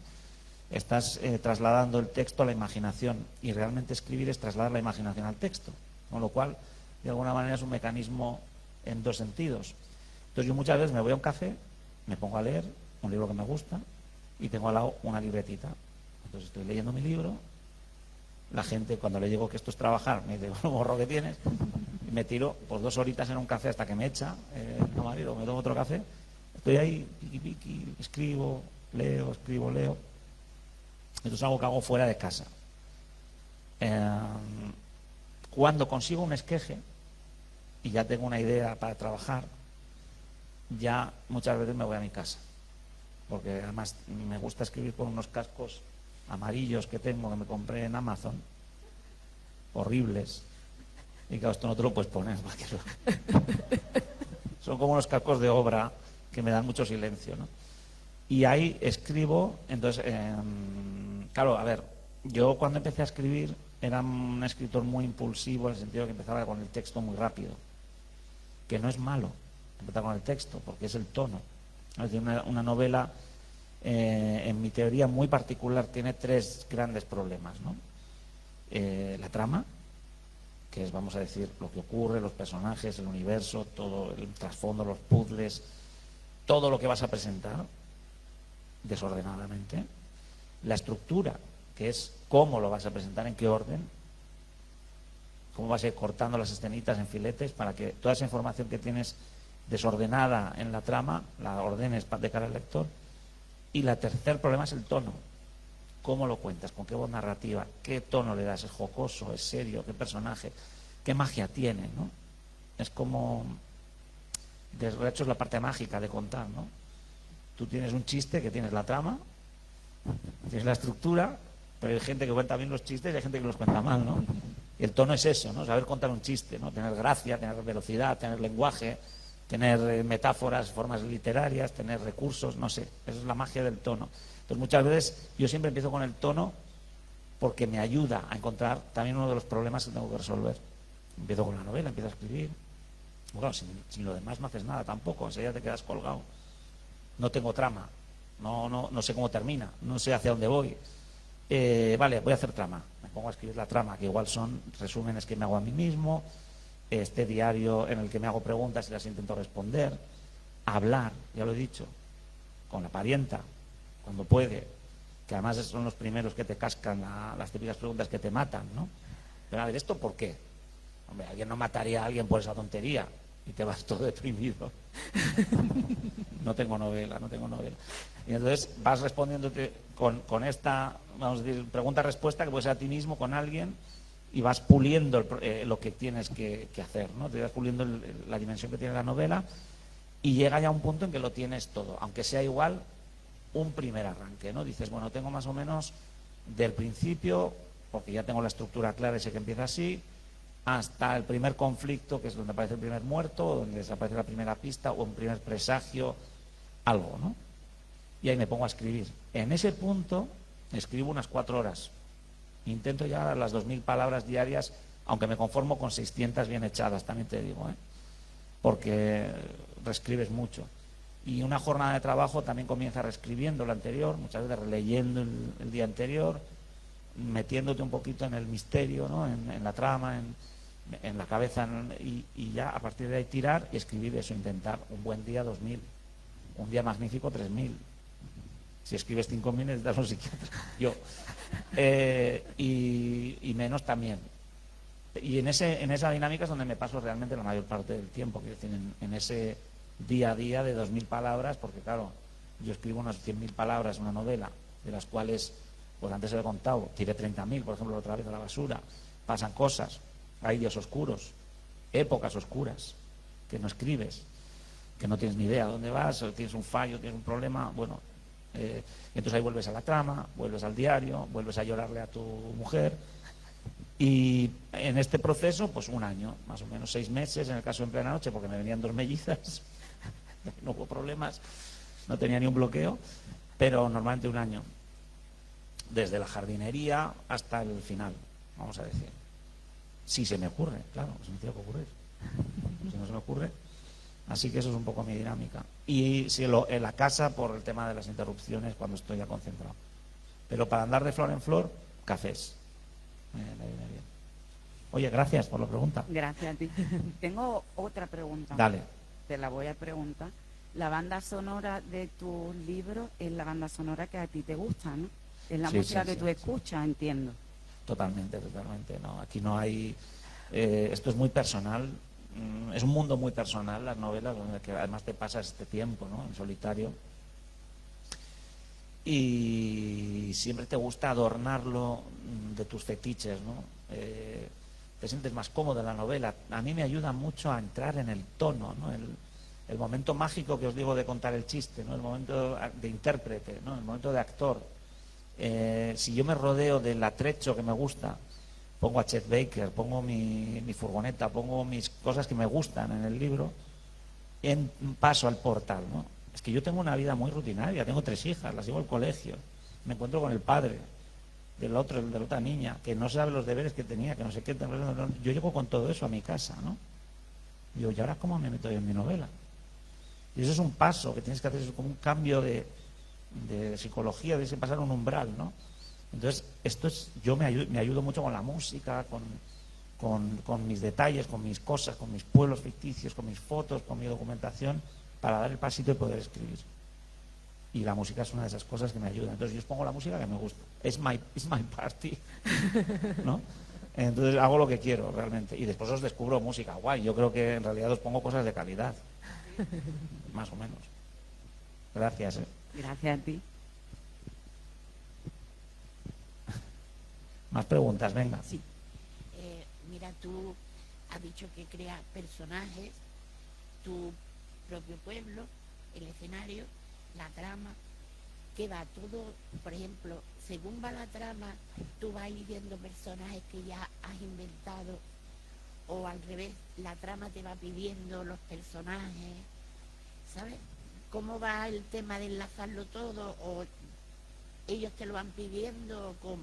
¿Y el título qué? Lo primero, tú dices, voy a escribir un libro que se llame así. O al final dices, el libro se va a llamar así. Mira, empezamos por el título, pues nos lo vamos a quitar pronto esto.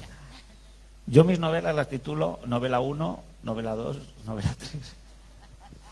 Soy muy malo titulando. De hecho, yo El mal camino se llamaba Yonkis en la Provenza. De broma, pero así se llamaba, por eso no me ocurría otra. Y yo reconozco aquí ante ustedes que a mí me titula o me ayuda a titular mi editora. De toda la vida. Yo dejo el título para el final, ella se lee el libro y empezamos como una especie de lluvia de ideas, de pues a mí me dice algo sobre... En este caso dimos muchas vueltas con esta novela porque teníamos varios temas que podían ser importantes en la novela. La soledad del protagonista, hubo títulos sobre la soledad, hubo títulos sobre la oscuridad, el motivo profundo del gran misterio. Oscuridad, estuvimos dándole vueltas a palabras, ¿no? Pero encontramos el tema de la familia, que nos pareció original. Y entonces ya estamos con los hijos, los padres, los sobrinos, las tías, las abuelas. Y entonces ahí, ya buscando ideas, encontramos un título que nos evocaba, nos ayudaba. Y después al mismo tiempo se van diseñando las portadas. Es algo que se busca un poco el flash. En mi caso lo digo, pero es de verdad. O sea, buscamos un poco el efecto de la portada y del título a la vez, ¿no? Y entonces pues esta funcionó.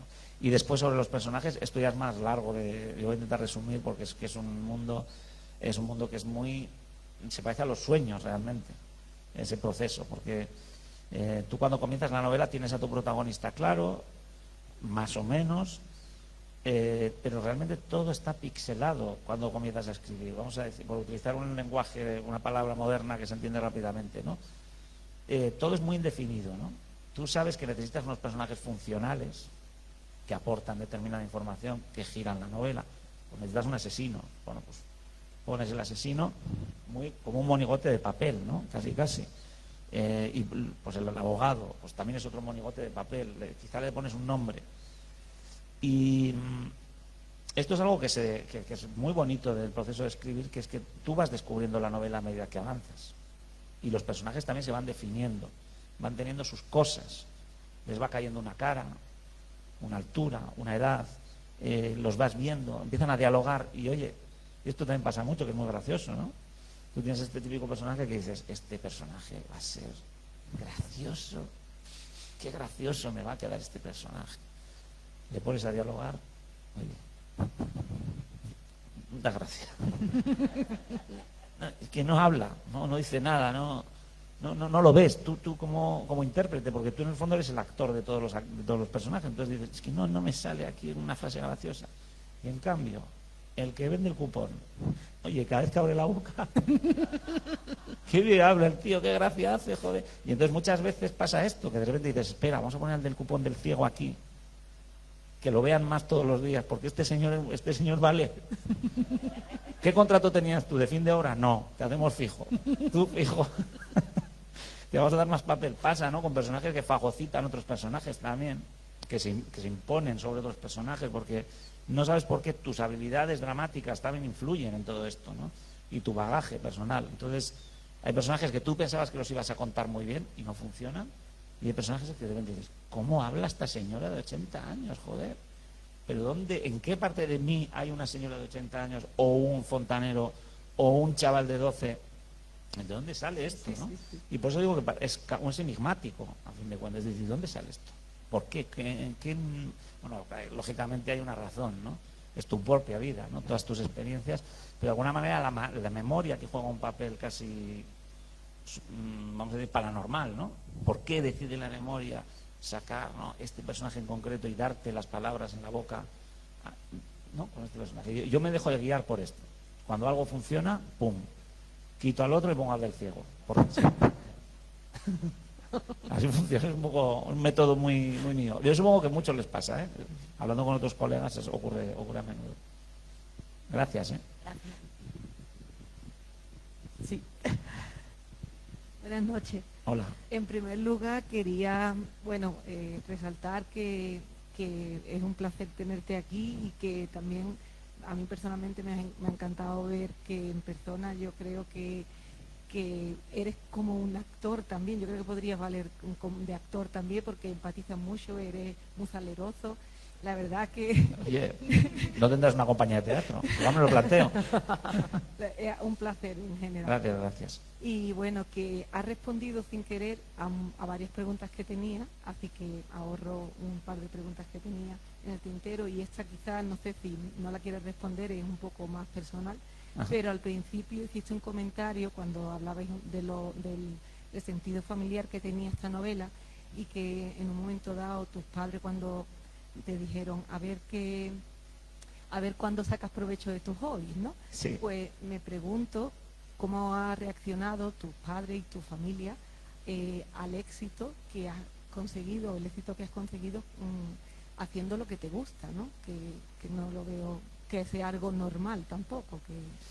Bueno, pues sí. Que no ocurre. Me han hecho esta pregunta jamás, te digo, ¿eh? Te la agradezco porque es como... Nunca me han hecho esta pregunta y me haces pensar. Te voy a responder en bruto porque no la tengo. Las demás preguntas las tengo, lo siento mucho, las demás las he respondido unas 100 veces cada una. No, es broma.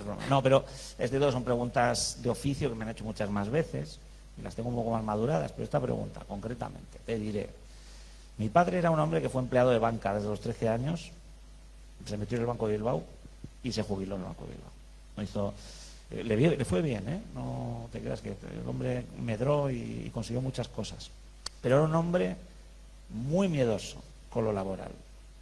Entonces, cuando me vio a mí, que quería ser músico, y que después me puse a escribir, bueno, de músico, de hecho, era la pregunta típica. Yo volví a casa con mi guitarra, encantado de haber tocado en un concierto, y entonces mi padre me decía, ¿cuánto te han dado?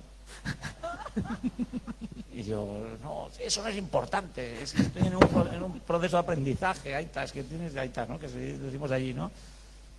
Mira, Miquel, bueno, tenía muchas frases sobre el dinero, tampoco era muy hablador, pero vamos, le daba su importancia, que también se me ha pegado. Yo, en el fondo, también ahora tengo esa parte de mi padre muy organizada, muy comercial, muy industriosa, de decir, bueno, aquí estamos a ganar dinero también. Uy.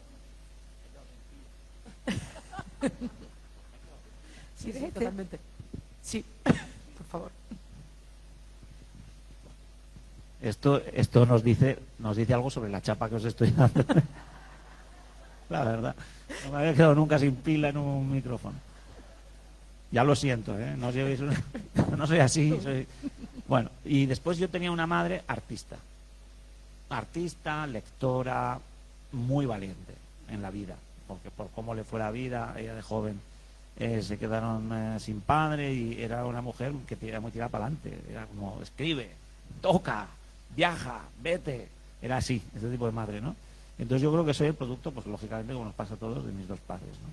Mi padre, el pobre, no pudo, sí que pudo ver algo porque se murió justo antes de que se publicase la primera novela. Estaba muy orgulloso, aunque él siempre volvía a lo mismo, decía que soy escritor. No, ten otro oficio, porque esto es muy largo y bueno, no sé yo, ¿eh? Y yo creo que estaría muy contento hoy en día de que ya me haya podido dedicar a esto. Y mi madre falleció justo antes de que saliese El mentiroso. Ella ya vivió unos años dorados y estaba muy orgullosa. Yo salí una vez en una revista y en el País Vasco y la tenía puesta en la entrada de la casa. Así, para recibirse en todas las visitas. Y sí, ellos ha sido, pues bueno, casi mi carácter se ha moldeado con las dos maneras tan un poco antagónicas que tenían de ser ellos, ¿no? Y después a mi alrededor, pues yo es que, sabes que a mí esto del éxito, que entre comillas, como se puede llamar, lo que está ocurriendo con los libros, me ha llegado a una edad que realmente yo ya, curioso, porque esto me llega más a mí con 27 años o 26, que era un cabra loca, y no sé dónde estaría. Pero a mí me ha llegado una época de madurez. Yo casi me han empezado a pasar cosas a la vez que he tenido hijos, ¿no? Y entonces esto te asienta mucho, ¿no? Y yo de alguna manera lucho por no acabar de creérmelo del todo, de mantener lo que yo considero que es la vida normal, rutinaria, de vivir en Bilbao y hacer mi vida de padre y mantener mis bandas, mis amigos de toda la vida, ¿no? Es cierto que este es un mundo que te lleva por delante, si te dejas, en el sentido de que tienes una vida social muy intensa, entonces puede haber épocas en que estés viajando continuamente y entonces pierdes muchas relaciones y muchas cosas, pero yo lucho por mantener mi vida porque sabes que no me acabo de creer este rollo en el fondo. O sea, creo que en algún momento voy a pinchar y todos diréis, ¿y Miquel Santiago qué fue de él? Y veréis en Google. No, se le acabaron las ideas. Fue a San Roque un día, dijo algo de no sé qué, que no. Oye, y no volvió a escribir nada. Entonces no me lo acabo de creer esto. Ese es mi padre, ¿sabes? Que está en mí. Que todavía está diciendo, no, ten cuidado, ten una salida. Tienes que tener una ventana abierta para saltar por ahí, si te va mal. Entonces yo de alguna manera me protejo un poco de todo este éxito, ¿no? Que igual no debería hacerlo, pero lo hago. No sé por qué lo hago por eso, porque lo tengo metido en la cabeza, ¿no? Y por otro lado intento disfrutar, ¿no? Que también es algo que es importante saber hacer en la vida, disfrutar de las cosas, no estar todo el día preocupado. Entonces lo intento también. Ya ves que tengo esta dicotomía dentro de mí. Pero bueno, pues mi familia, todos, como te digo, no ha cambiado gran cosa en mi vida. Sigo con mis mismos amigos, he hecho más, pero por ejemplo, solo me hago amigos de la gente que me cae bien. Es decir, yo me metí a escritor, como decíamos al principio, para ser libre. Entonces yo hay aspectos del mundo editorial que no paso por ahí. No, yo ya he trabajado en una empresa 15 años, entonces yo no quiero volver a trabajar en una empresa y me revelo ante cosas y situaciones que me recuerdan a ese mundo obligado, de obligaciones, de compromisos. Intento huir, aunque no puedes, siempre vas a tener que pasar por el aro, ¿no? De alguna manera, pero intento mantenerme lo más independiente que puedo de todo eso. Yo no sé por qué te estoy contando todo esto. Esto te pasa por hacer una pregunta original. Se va a gastar la pila ahora otra vez. Muchas gracias. Yo, si fuese miembro de tu familia, estaría orgulloso de ti y de lo que has conseguido. Muchas gracias por la pregunta, ¿eh? Me alegro. Vamos a entrar con una última pregunta, ¿de acuerdo? ¿Una más? ¿No? Bueno, sí, no te cortes, hombre. Sí. Si hubiese alguien, no te dejaríamos, porque ya habéis preguntado mucho, pero tú tira. Vale, son rapiditas. 5. No, son 2. Ah, vale. No solo 2. Una es más de la literatura de actualidad y otra es ya pura curiosidad porque yo soy fanática de Stephen King. Muy, muy fanática también. Muchísimo. ¿Qué harías si conocieses a Stephen King? Y lo peor, ¿y si le cayeses mal? O sea, perdóname otra vez. Dime. ¿Qué harías si conocieses a Stephen King? Me lo llevo preguntando toda la vida. ¿Es en serio? Sí. Mira, de hecho, cuando salió Tremor Beach, que fue la primera novela que tuvo cierto éxito ya de partida, que lo he dicho antes, ¿no? Stephen King publicaba, no sé si era Mr. Mercedes, no sé en qué año, Y hubo una, porque este hombre no viene de gira a España, ni aunque vamos, ya por eso digo que los de San Roque hay que trabajar. Sí. Y entonces hubo una opción, tal, de estas cosas que te llegan de la editorial, ¿no? Y ahí hubo una entrevista, o irse a Maine a entrevistarle con El Mundo, creo que era. Y hoy estamos pensando en un escritor, igual podría ser tú. Me cagué, perdón. ¿Qué le preguntaría a Stephen King, ¿no? ¿Qué le puedes preguntar a este hombre que admiras tanto, ¿no? No sabría qué decir, no tengo nada claro, pues no sé, le diría lo mismo que le tienen los 1.000 millones de fans que tienen, ¿no?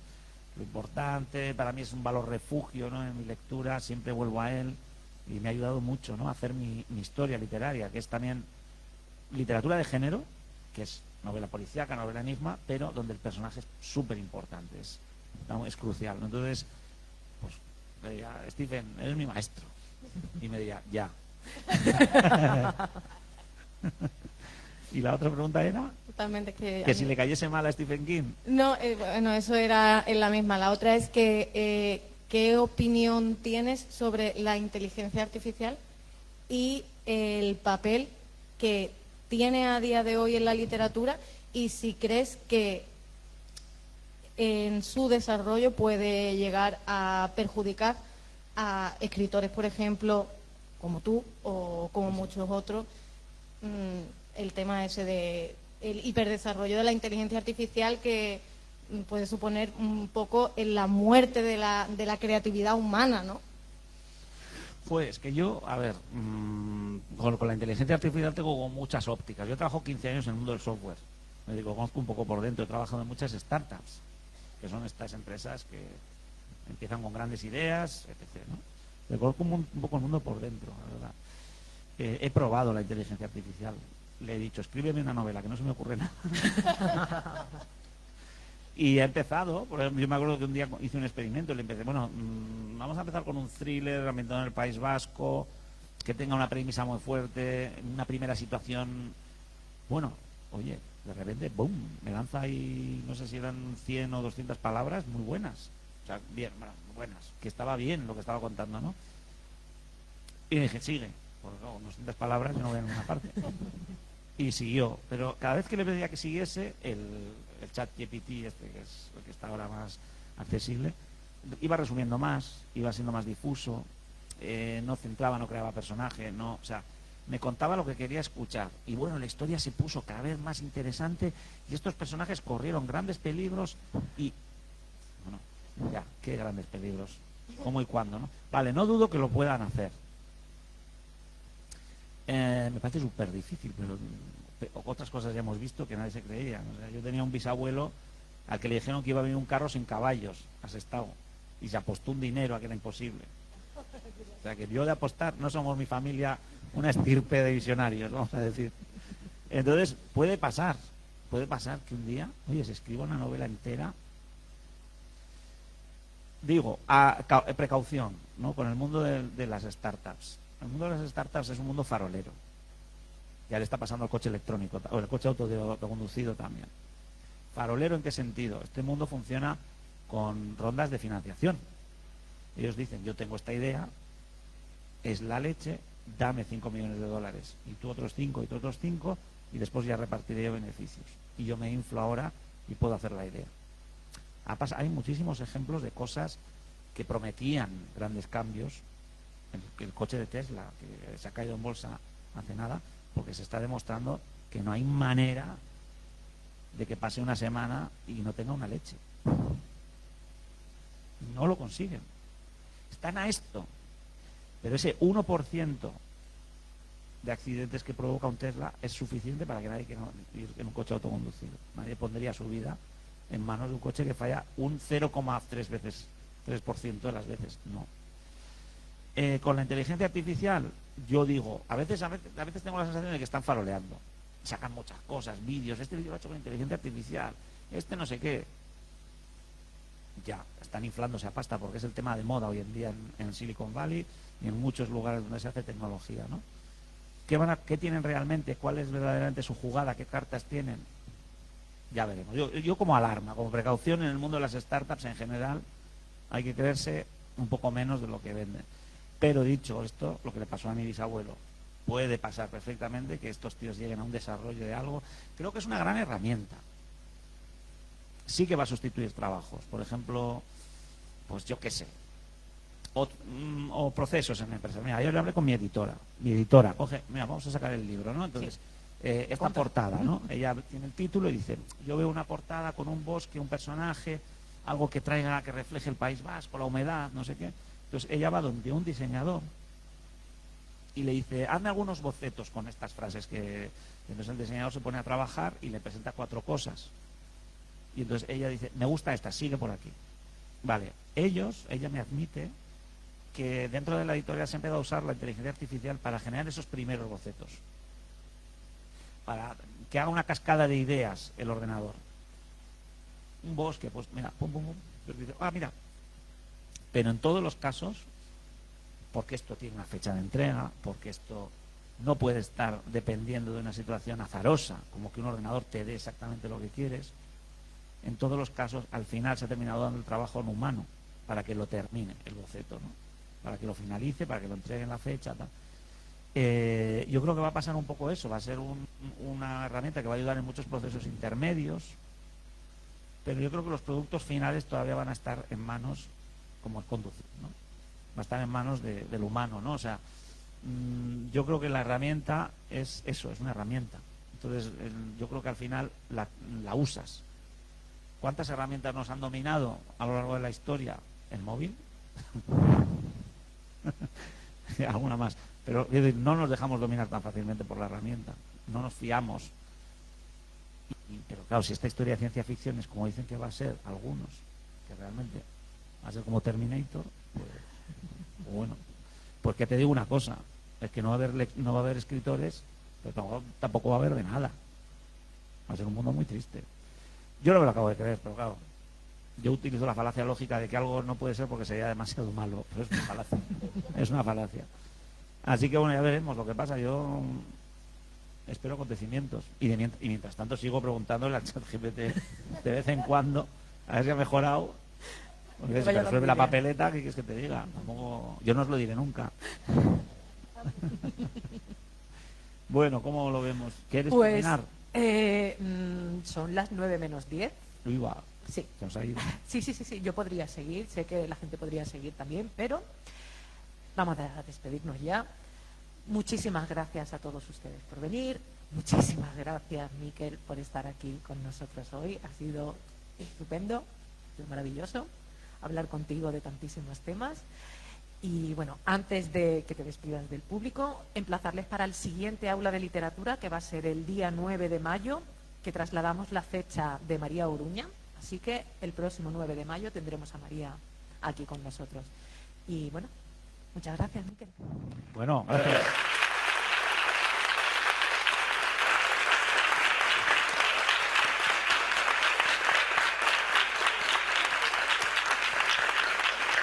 Pues sois muy amables, os agradezco mucho los aplausos que hayáis venido. Ya sé que este ciclo no repite autor, con lo cual no sé si nos vamos a ver en los próximos 100 años. Le he dicho antes a la concejala de Cultura que también toco, o sea que podría venir a tocar un conciertillo. De todas maneras, yo veraneo siempre en Zara de los Atunes, todos los años. Y esta es una excursión que todavía no he hecho. Venía a San Roque con la familia, o sea que la placita que tenéis allí me ha parecido ideal. Y lo mismo aparezco yo este verano por aquí por San Roque. Entonces nada, que encantado de conoceros, de venir hoy aquí, y ha sido un placer, que tus preguntas han sido súper acertadas, las vuestras del público también, que firmo ahora todos los libros que queráis. La Navidad está al caer, en realidad. Yo me los llevaría todos, ya, la verdad, si fuese vosotros. Y ¿qué iba a decir? Y que no os perdáis a María Oruña, que es muy amiga y es una tía encantadora y os va a encantar. Así que os dejo con María, os dejo en buenas manos.